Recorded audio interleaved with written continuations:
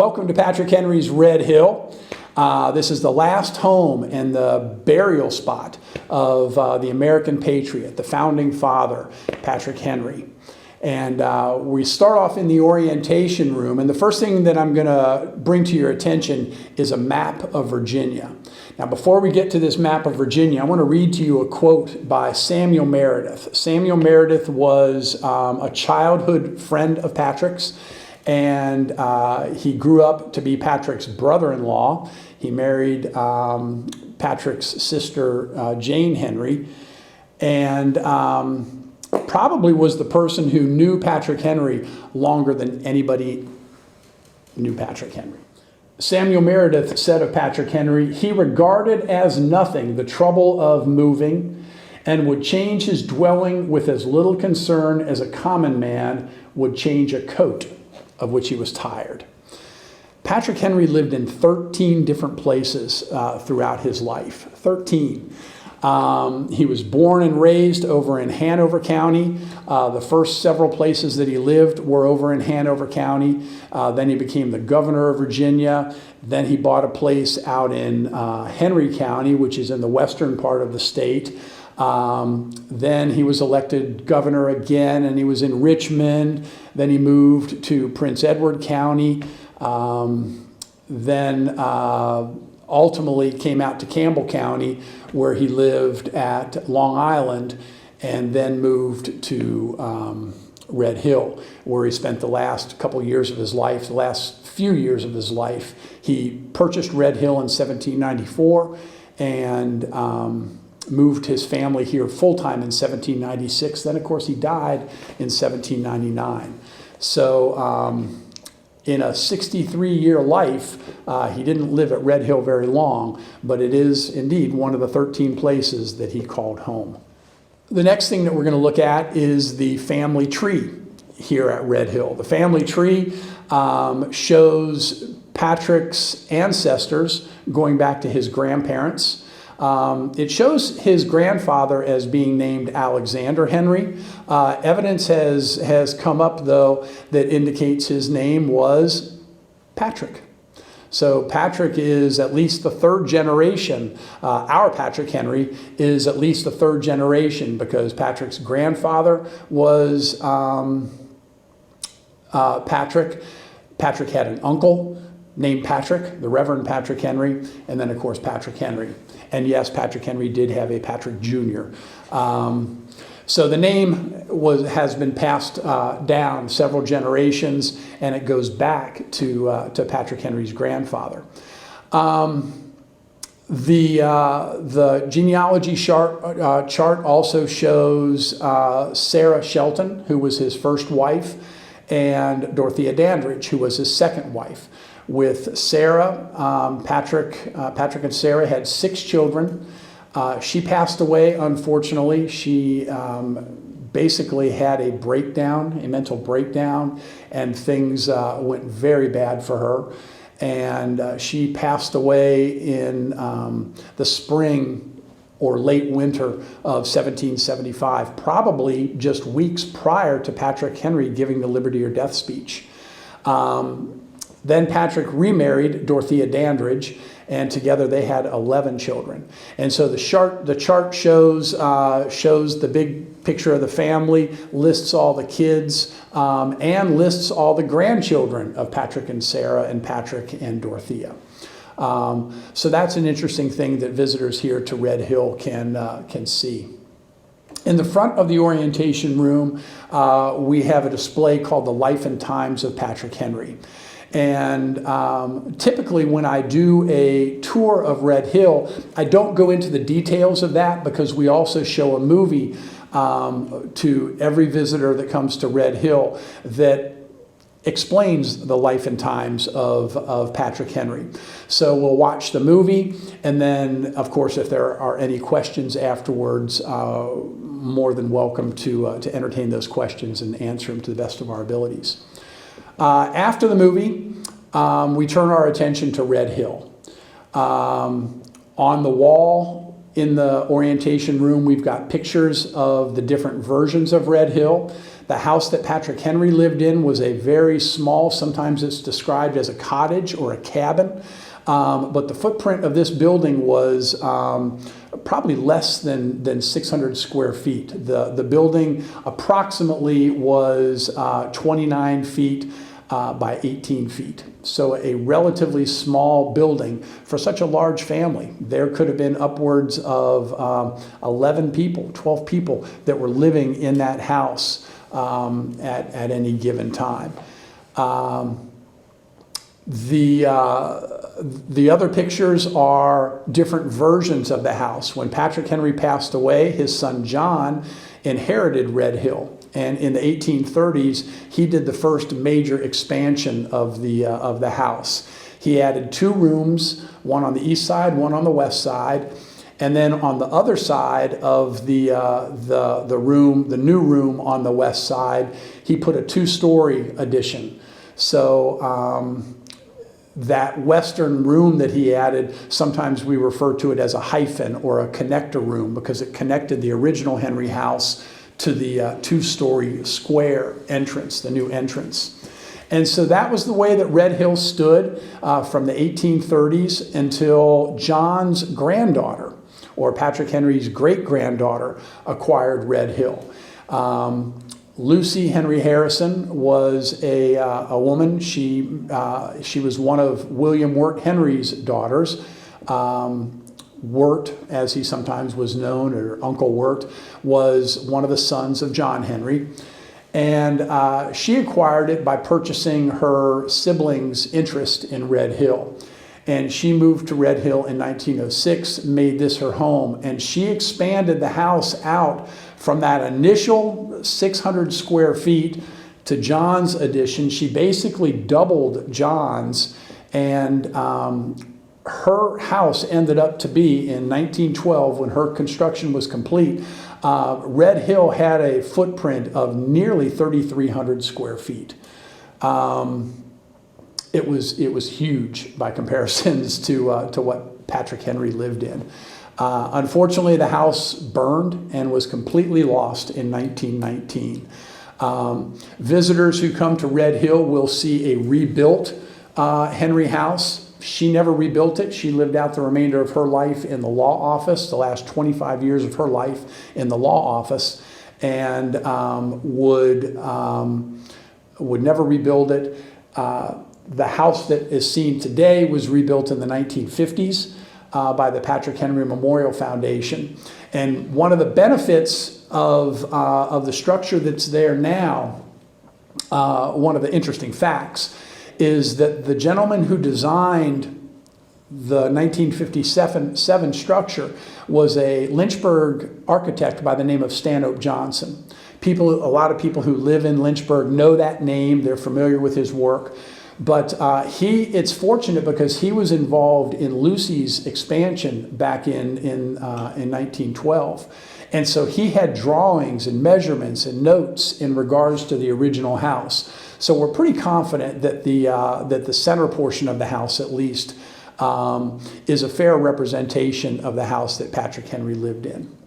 Outside the Visitors Center, near the parking lot, is what we refer to as the Commonwealth Courtyard. And the centerpiece of that is a bronze bust of Patrick Henry. And that is taken from the original casting by William Sievers that was done back in the 1930s. And it was from that plaster casting that the bust that sits in the State House in Richmond was made. So the bust here at Red Hill and the bust at the State House in Richmond are, in essence, cast from the same mold. The bust is surrounded by several flags. The flag of the United States is on the far left, followed by the flag for the Commonwealth of Virginia. The next one over is the flag that flew over the Capitol building once we declared our independence from Great Britain. That's represented out in the courtyard. From there on, you have a series of states. In 1778, the land that encompassed the state of Virginia when Patrick Henry was the governor of Virginia, encompassed what we know today as Virginia, West Virginia, Kentucky, Ohio, Indiana, Illinois, Wisconsin, and Michigan. And so the states, or the flags for all of those states, are located out in the courtyard as well, just so visitors can get a visual representation of the size of the state of Virginia when Patrick Henry was its first governor. Patrick Henry purchased Red Hill in 1794 from a gentleman named Richard Moreau Booker. Booker had owned the property for many years. He actually had inherited it from his father, Richard Booker Sr. The buildings that are on the property that were originally on the Red Hill property when Patrick Henry purchased it are believed to have been built in the 1770s, so around the time of the American Revolution. Patrick purchased the original portion, which consisted of about 700 acres in 1794. And then just 5 years later, when Patrick Henry died in 1799, there were approximately 2,950 acres to Red Hill. So Red Hill had expanded from 700 to nearly 3,000 acres in the short time that Patrick Henry owned it. That's a great example of one of the ways that Patrick Henry made his wealth. He bought and sold land. That was a big money-making venture for Patrick Henry. He speculated in land. He did own a couple of plantations other than Red Hill at the time of his death, but he owned a lot of speculation land as well. Visitors, when they're approaching the house, the Henry house today, they pass through a channel or a series of boxwoods.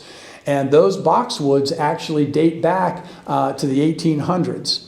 Patrick Henry's son, his youngest surviving son, was John Henry. John was only about 3 years old when Patrick passed away in 1799. And he would grow up to marry a woman by the name of Elvira McClellan Henry, who was from Lynchburg. And she was very much into planting and beautification of Red Hill. And she's the one who had the boxwood row planted on the north side of the house. Here we have the house of Red Hill. As I said earlier, the original house was built by Richard Moreau Booker, probably in the 1770s. We don't know the exact time frame of when the dwelling was built. But the house that visitors see today is actually a little bit larger than the house that Patrick lived in. When you're looking at the house, you remove the east room and you remove the west room, and you're left with the center section. And in essence, that was the house that Patrick Henry lived in with nearly a dozen people. Between his own kids. Then he also had a nephew who was living here as well. His name was Johnny Christian. His sister Anne had passed away, and her husband had passed away years earlier. And when Anne passed away, Johnny Christian came to live with the Henry family. And so he was counted among those who was living here basically as a Henry child. And then with Patrick and Dorothea, you had about 11 people is what I calculate living in the house. When visitors go into the house, the room on the right, which again was not here when Patrick was here, has a lot of dishware that is associated with the Henry family. Not necessarily from Patrick himself, but from other family members that have been passed down through the generations. For instance, there's a set of china that belonged to Margaret Ann Henry Miller. That china that's a granddaughter of Patrick Henry, and that china was given to her by her husband as a wedding gift. There's some china in there that belonged to a family, a descendant of Patrick Henry, but they purchased this china that once belonged to Flora MacDonald. Now, a lot of people don't know who Flora MacDonald is, but she was a kind of an important person who played an interesting role in Scottish history. And people can either look that up or they can come to Red Hill and we can tell them that story. But Flora MacDonald china is kind of interesting. There are some other pieces that are in a cabinet, some that belong to Patrick Henry, some that belong to, there's a silver set that belonged to Patrick Henry's grandson, William Wirt Henry. And then there's also a display that introduces enslaved life here at Red Hill. There's a picture of a gentleman by the name of Harry Pennell. And in this picture that was taken in 1950, Harry is about 102 years old. He was born and enslaved here during John's time, but then worked here as a free man as well. His wife was believed to be Matilda Pennell, and Matilda died in the 1920s. And she actually has the distinction of being the only grave down on Quarter Place that has a gravestone that is marked with a person's name. All the other graves just have a large rock at the head, a small rock at the foot, and in most cases a big divot in the middle where things have decomposed and collapsed. But Matilda was buried and given a proper headstone that's engraved with her name and the date of her death, which is kind of unique. So Harry's picture is up there. There's also a picture of a gentleman by the name of George Ed Britton. And George Ed was, he passed away in the 1970s living in Brookneal, just a few miles from Red Hill. But as a young man, as a teenager, I believe, in February of 1919, he was working cattle in the low grounds when he noticed smoke and fire coming from the house. And so he is the one that sounded the alarm and rose people's attention to the fact that Red Hill was on fire and was being destroyed. They were able to get some things out of the house, but the house itself was a complete loss. And visitors can see a set of cordials, of glassware, that was given to George Ed by Lucy, just out of appreciation for him sounding that alarm and giving them a little bit of extra time to get some things out of the house before everything was completely destroyed. In the center section of the Henry house was the main living quarters for the family. As we said, it was a large family that was living in a relatively small space. But unlike today, they probably spent most of their time outside. They weren't inside watching TV or watching Netflix or football games or Xbox or Nintendo or whatever people play. They were outside most of the time. And people remember that he was born over in Hanover County. And when he was born and raised in the 1730s and 40s over in Hanover, it was still pretty much frontier land. And so he grew up being an outdoorsman, being an outdoors kind of a guy. He had the influence of an uncle on his mother's side, Langlew, who, or William was his proper name, William Winston, but he went by the nickname Langlew. And he was an outdoorsman who would spend weeks and weeks at a time living in the woods with the Indians, with the Native Americans in that part of Virginia. And so Patrick Henry grew up outside, loving the outdoors, and I think that he encouraged that in his kids as well. And so when you're in the main house, yeah, it seems kind of crowded, but this is the space that he had to work with. We don't know exactly how things were laid out, but visitors in the Henry house will see period pieces, a mixture of period pieces, reproductions, and there are a few Henry pieces in there as well. And these are all based on the inventory that was taken after his death that listed basically all of his possessions. For instance, we know that he had a 4-posted bed with curtains. We know that he had a pianoforte. The pianoforte that's there is not a Henry piece, but it is a period piece. We know that Dorothea played the piano. And so this is something similar that would have been here in Patrick Henry's time. A reproduction of the chair that he was sitting in when he died is in that room as well. And oftentimes when I have the opportunity, I share the story of Patrick Henry's death, but when visitors see the Orientation movie, they see a dramatic representation of the death of Patrick Henry with the illness that he was suffering from, and this blocked intestines is in essence what it was. And his doctor gave him a last-ditch effort, final resort. This is either going to help you or it's not. And that was a bottle of liquid mercury. And the hope was that was going to push that blockage through and maybe provide him some relief. But I think the doctor knew that mortification had already set in. The body was already poisoning itself. And he was pretty much starting to shut down, I think. And this just kind of sped things along. But Dr. Cabell was his physician. He was a brilliant physician. He was trained in Pennsylvania. He was trained in Scotland. He went on to have an incredibly successful and brilliant medical career. It was not murder. It was not assisted suicide. It wasn't anything nefarious. Nothing. He didn't do anything wrong. He followed all the proper procedures, and the hope was that this was going to give him a little bit of relief.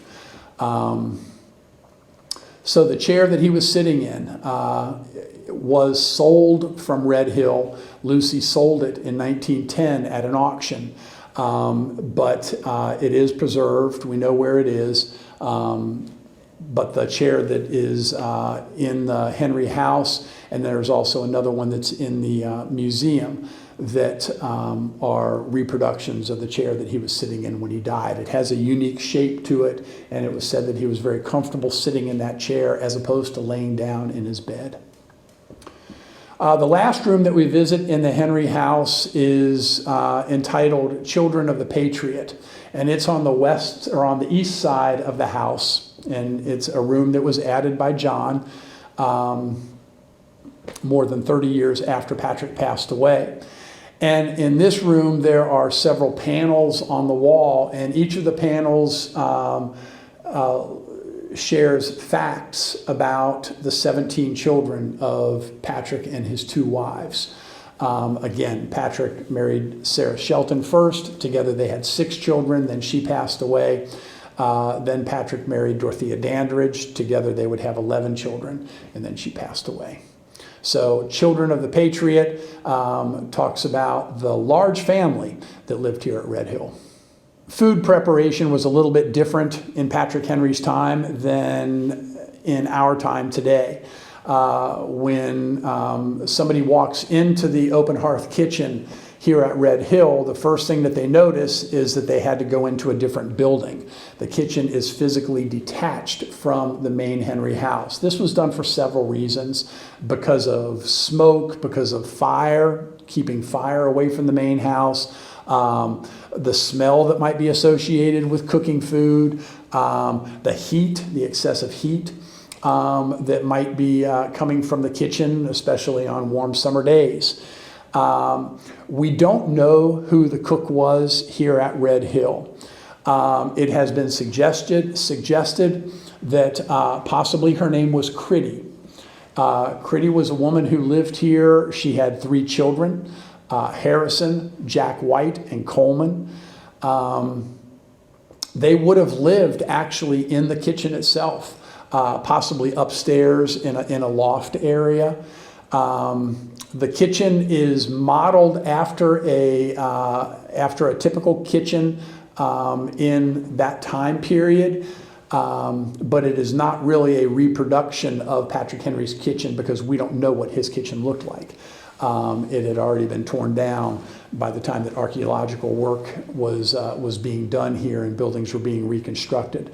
They had kind of some artifacts to work from, some archaeological evidence to work from, but this is kind of Stanhope Johnson's, the architect's, idea of what the kitchen might have looked like. Critty would have been one of the hardest working people here at Red Hill.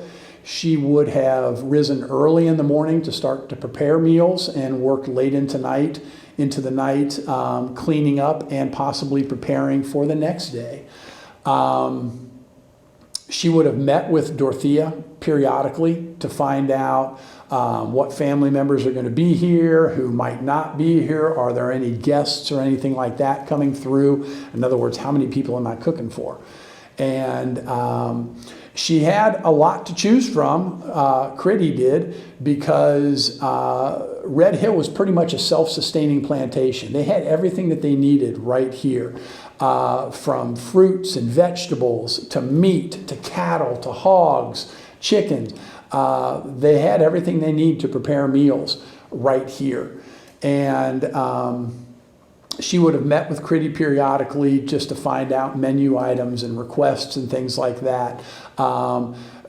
Dorothea probably would have been the one to keep valuable spices in the main house, and then she would kind of dole them out to Critty as she needed them. Spices were something for the most part that had to be imported. Everything else was pretty much done here at Red Hill. Things were made here at Red Hill.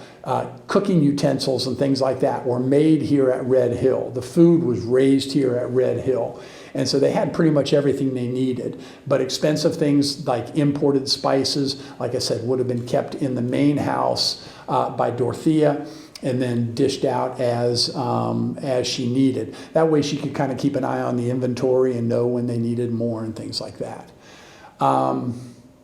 So the kitchen was definitely a hub of the area where the Henry family lived, and possibly it was Critty who was a very important part of that that life here at Red Hill. So we talked about Critty and how she may have been the cook at Red Hill. Again, we don't know that for a fact, but we do know that she had 3 kids. She had 3 sons named Coleman, Jack, and Harrison. We don't know their exact ages because we don't know exactly when they were born, but we know that they were small children at the time that Patrick died in 1799 because they're listed as children in the inventory. And so Harrison was basically similar in age to Patrick Henry's youngest son, John. And so they grew up at Red Hill. And when John took ownership of Red Hill, Harrison became his coachman. And so they obviously knew each other and knew each other very well. And Harrison actually outlived John Henry. John Henry died in the 1860s, and Harrison kept going. William Wirt Henry acquired Red Hill from his father, John, and they both died around the same time, William Wirt Henry and Harrison. William Wirt Henry died in 1900. I don't have an exact date of Harrison's death, but it was right around that same time. So Harrison was here for Patrick Henry, for John Henry, and for William Wirt Henry. And it was said that William Wirt Henry gave Harrison his cabin in recognition and in appreciation of the several years and several generations that Harrison served the Henry family. And so the coachman's cabin was put in its location where it is today back in 1961. But many of the timbers came from a cabin that was over on Quarter Place Trail. Quarter Place Trail being the hub of the African American community here at Red Hill. And I say African American because it encompassed both enslaved and free. And it's possible and it's believed that those timbers came from a cabin that was actually owned by Harrison, the coachman. And so that's a special feature here at Red Hill. So visitors have an opportunity to see this cabin, which is near the historic Henry House. But then they have an opportunity to visit Quarter Place Trail, and they can walk that trail, which is it's a mile trail, a half mile down, half mile up. And when people are on the trail, they'll pass a reconstructed cabin. They'll pass a couple of original foundations from original quarters that were used by enslaved folks here at Red Hill. They'll pass a tobacco barn that dates back to the 1850s, an ordering pit, which is used as part of the process for preparing tobacco for shipment. But probably one of the most special places on the trail, and one of the most special places here at Red Hill, is at the bottom of the trail. It kind of dead ends into the African American cemetery. And that cemetery holds the remains of at least 147.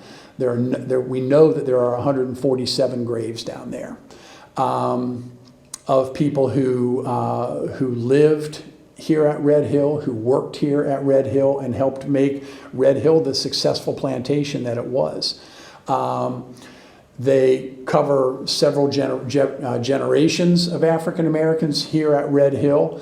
Unfortunately, we only know the name and have a date for one person out of those 147. We know the names of about 40 that are down there. And we're learning specific dates through records, through county records and things like that. We're learning as much as we can, and we're continually doing research trying to find out who everybody is down there. It would be beautiful if we could ultimately create a list with 147 names on there, and know the dates of when they were buried there at Red Hill. But Matilda Pennell is the only one that we know by name. She has a marker down there that is that's engraved with her name and the date that she passed away, and she was married to Harry Pennell. Harry Pennell we talked about back in the Henry House. There's a picture of Harry Pennell. He died in the 1950s, and his wife Matilda passed away in the 1920s.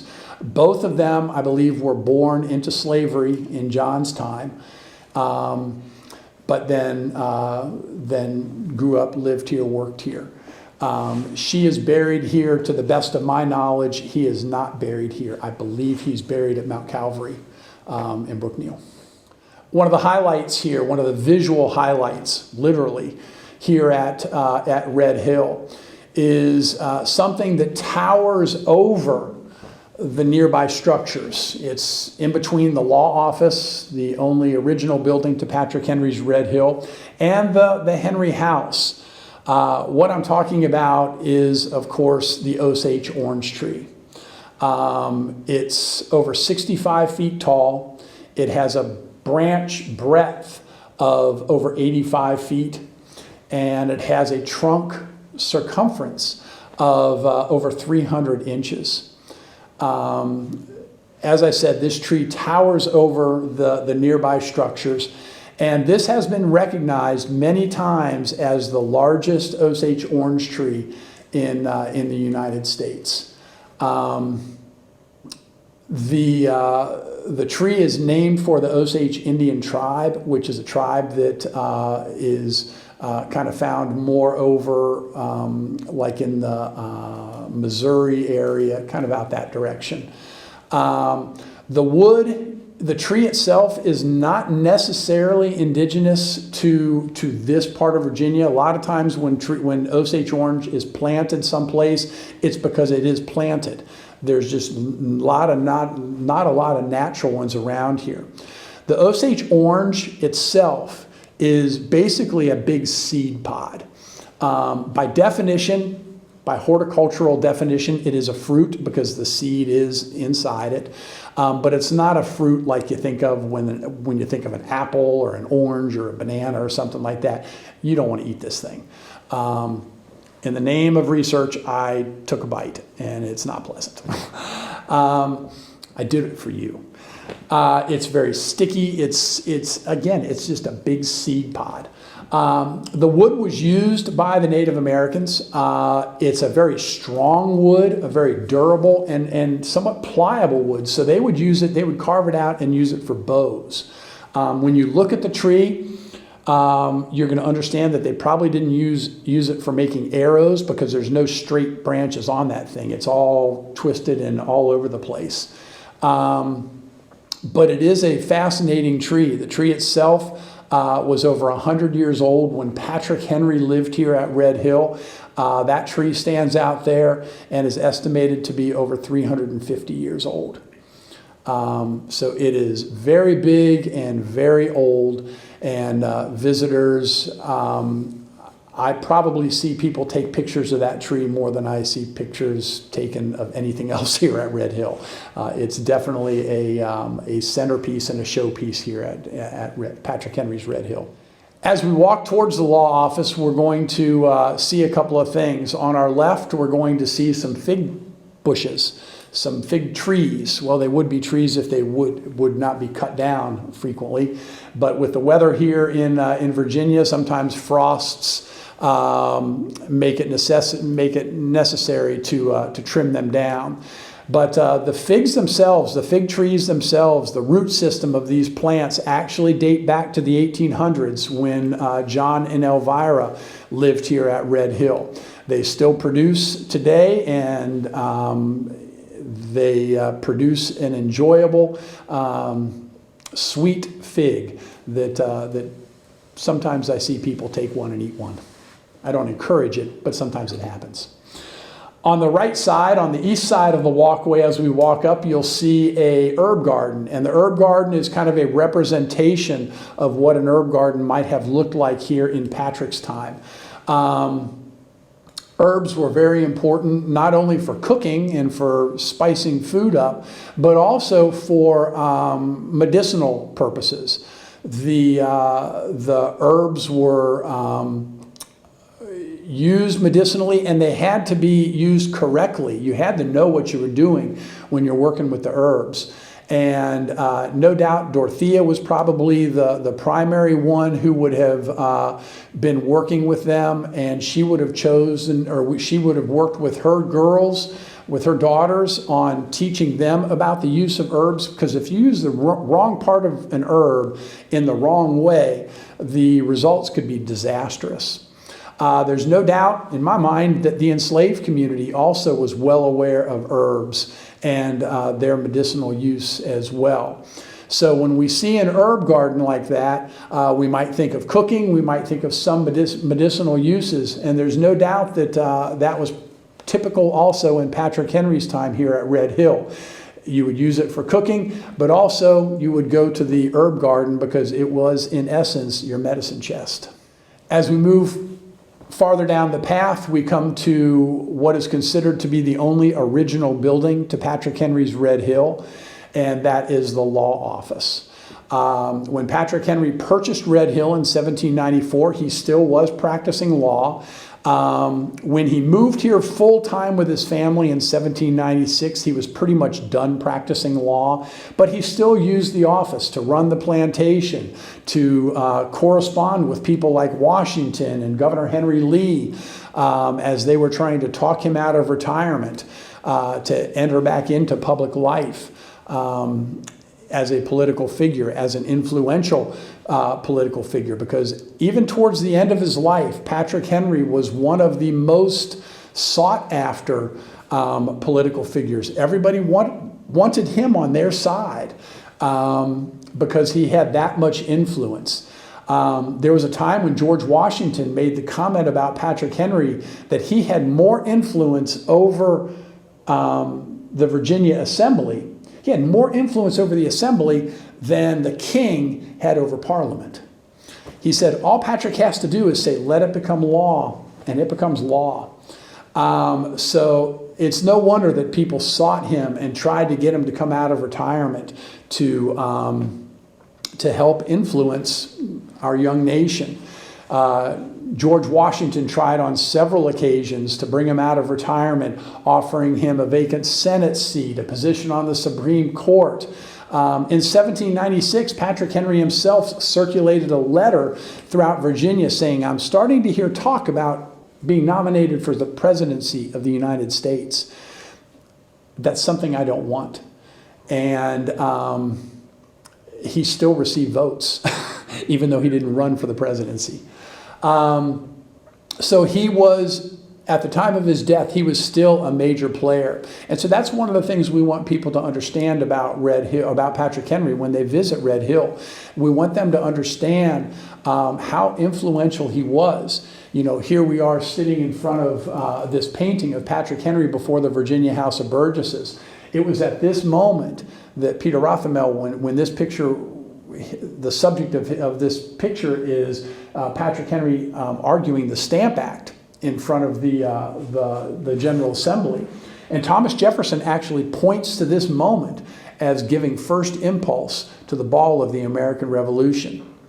I mean, what that's saying is that that Thomas Jefferson is crediting Patrick Henry with starting the American Revolution 11 years before we declared our independence. So there was a lot going on, and Patrick Henry was a major player in the process that led up to our independence. And so when you go into the law office, a lot was going on in there. It's interpreted in two different ways when a visitor goes into the structure, into the building.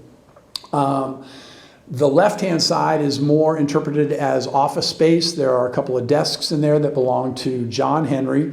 There's some other period furniture in there as well. On the right-hand side, in the second room, it's interpreted as sleeping quarters. Now, we don't know the way it was when Patrick Henry lived in that or worked in that structure, but it wasn't unusual for visitors or overflow sleeping to happen out in an office, in an outbuilding like that. So it's interpreted as his office and as the as living quarters as well, probably for the older children, the older Henry children. Now, what's interesting is when the house burned in 1919, when Patrick's great-granddaughter, Lucy Henry Harrison, was living here, she ended up moving out into the law office and lived there for the last 25 years of her life. And so she never rebuilt the house, the Henry house, and it stayed basically a pile of rubble. She moved her father's law office. His name was William Wirt Henry. She moved his law office and attached it on the east end of Patrick's law office, so it was a little bit larger. She also added a second floor. But after she passed away, and after the Patrick Henry Memorial Foundation purchased Red Hill, and they were putting things back the way they were for visitors back in the 1960s, it was relocated back to where it was, or close to where it was when Patrick Henry lived here. William Wirt's section was removed and disassembled and taken away. The upstairs was taken down. The roof was lowered. So now visitors see a law office that's been pared down back to the way it was when Patrick Henry lived here and worked in that structure. And so it is kind of exciting when people come in there and they walk around. And, you know, it's not unusual to find people rubbing a wall or something like that saying, I wonder if Patrick Henry touched this. Nobody knows.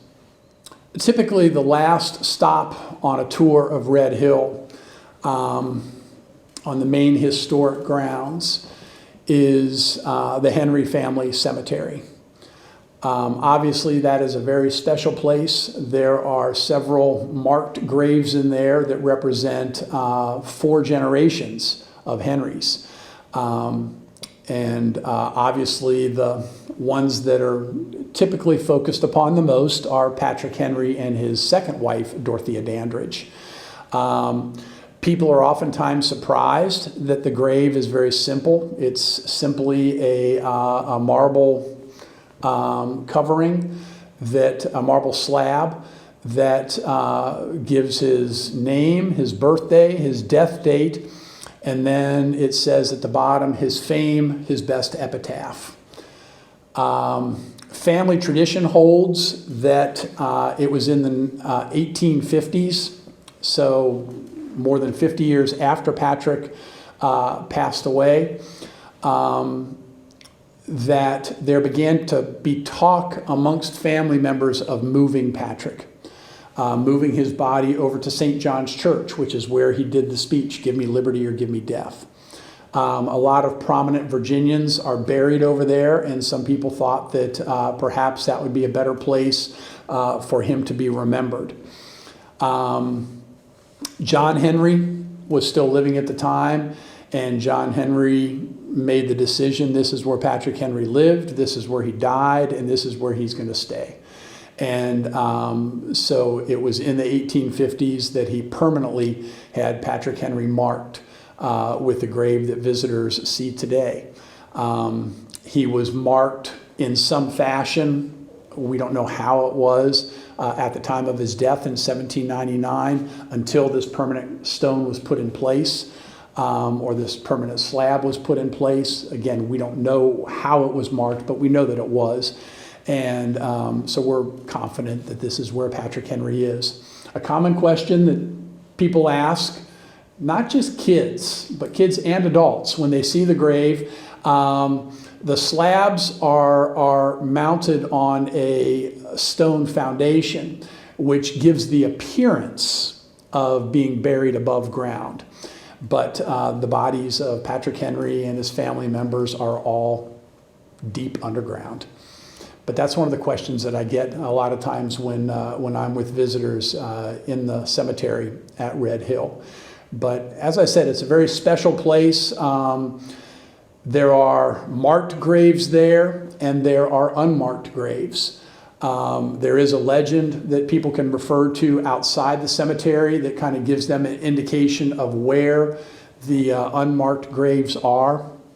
We don't know anything about them. There's some ideas and some speculation, but we don't know anything for sure about who's buried where in these unmarked and basically covered up graves. So as people are walking around, it's not being disrespectful, but as people are walking around, they're going to be walking on top of graves, and there's nothing anybody can do to help that. But the Henry Family Cemetery at Red Hill truly is a very special place. People often ask about tours and about school groups that come into Red Hill, because Red Hill is dedicated to education.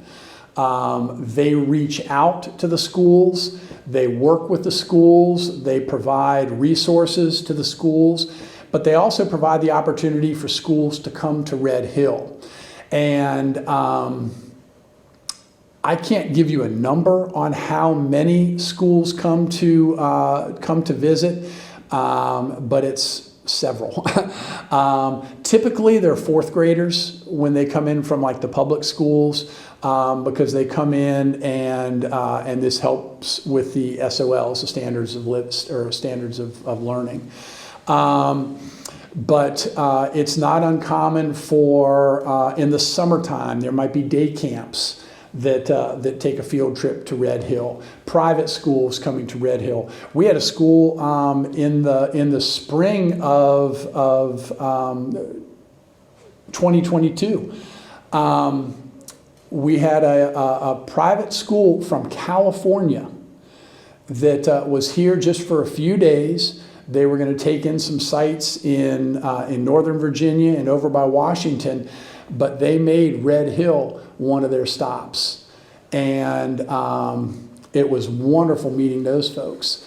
And so it's great when we see students, when we see local students from area schools or private schools or organizations coming from other places coming into Red Hill to learn more about Patrick Henry and to learn more about colonial life. Because one of the things that is oftentimes offered when they're doing group tours, and people need to call Red Hill to verify this and to work this out, but one of the things that happens oftentimes is living history. And when we do living history, the hearth kitchen is operational. We have people in the kitchen making food and talking about life in the kitchen and what it was like. And let me tell you, you come in there on a June day or a warm May day at the end of the school year or something like that, you can see how hot it gets in that kitchen. And so kids have an opportunity and visitors have an opportunity when they're doing living history to experience the kitchen. The blacksmith shop. The blacksmith shop was rebuilt, it's reconstructed, and was a vital part of life here at Red Hill. Lots of utensils, lots of tools, lots of things were made right here in the blacksmith shop. We don't know for sure if it was Jesse, but it's speculated that perhaps there was an enslaved guy by the name of Jesse. Well, there was an enslaved guy by the name of Jesse, but it's been speculated that he perhaps was the blacksmith or one of the blacksmiths. We know that he held a very valuable position here at Red Hill. As an enslaved individual. But kids get the opportunity to go down there, feel the heat of the furnace as they billow, as they operate the billows and heat up those coals and put the iron in there and bang out nails. People have an opportunity to help bang out the nails. And it's all done by people that are trained who know what they're doing down there in the blacksmith shop, because it is a skilled position. And today, as in Henry's day, you kind of have to know what you're doing when you're working down there. So living history is something that's very important that is offered here from Red Hill. And if people are interested in booking tours for their organizations or for school groups or camps or family reunions or anything like that, please feel free to contact Red Hill. Look them up, redhill.org, and it gives you all the contact information that you can contact them and find out how to be a part of a tour.